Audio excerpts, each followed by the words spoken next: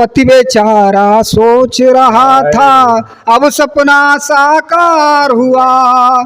छलिया मैडम के ख्वाबों का बहुत बड़ा आकार हुआ।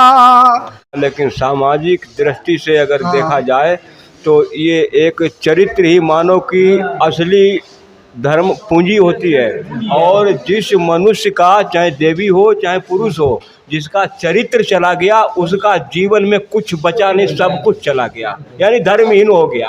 मतलब चरित्र धन के अलावा मनुष्य के पास कोई दूसरा धन है ही नहीं। अगर चरित्र अच्छा नहीं है तो ना आप आईपीएस बन सकते हैं, कोई भी अधिकारी आप बन ही नहीं सकते हैं। अगर चरित्र आपका उज्जवल है, चरित्र आपका बलवान है, तो जो चाहेंगे वो आप इस देश का भ्रष्टाचार मिटाने के लिए आप कुछ भी कर सकते हैं। वैसे सबसे अच्छा यानी धरती अपने भारत का धरती है और सबसे पावन और पवित्र कर्म भूमि है, और यहाँ सब कुकर्म हो रहा है। सही कह रहे हैं आप। बेशक सफाई कर्मी थे लेकिन उनका दिल बहुत बड़ा था। उन्होंने अपनी मैडम को अपने जो पति की भूमिका होती है बहुत निभाया।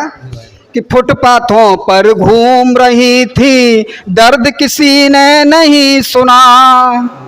फुटपाथों पर घूम रही थी, दर्द किसी ने नहीं सुना। मर्द मौरिया बने मसीहा, उस संकट में तुम्हें चुना। मर्द मौरिया बने मसीहा, उस संकट में तुम्हें चुना। पढ़ा लिखा कर तुम्हें निभाया, उसने अपना पति धर्म। आज रो रहा चौराहे पर, तुमको मैडम नहीं शर्म। चौराहे पर आज रो रहा, तुमको मैडम नहीं शर्म। खूब पढ़ा कर तुम्हें निभाया, उसने अपना पति धर्म। चौराहे पर आज रो रहा, तुमको मैडम नहीं शर्म। अधिकारी बन कर के मैडम संस्कारों को भूल गई। अधिकारी बन कर के मैडम संस्कारों को भूल गई। ठगनी माया में तुम पढ़कर परिवारों को भूल गई। ठगनी माया में पढ़ कर के परिवारों को भूल गई। सोच रहा था पति बेचारा, अब सपना साकार हुआ। और छलिया मैडम के ख्वाबों का बहुत बड़ा आकार हुआ। छलिया मैडम के ख्वाबों का बहुत बड़ा आकार हुआ। झूठ बोल कर मैडम तुमने आपस में मतभेद किया। पेट भरा था जिस थाली से, उसमें ही क्यों छेद किया। झूठ बोल कर मैडम तुमने आपस में मतभेद किया। पेट भरा था जिस थाली से, अब उसमें क्यों छेद किया। पूछ रहा हूँ मैं बाबा से, अब बुलडोजर कहाँ गया।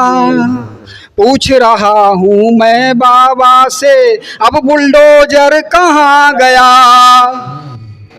पति झेलता गहरी पीड़ा, उस मैडम को नहीं हया।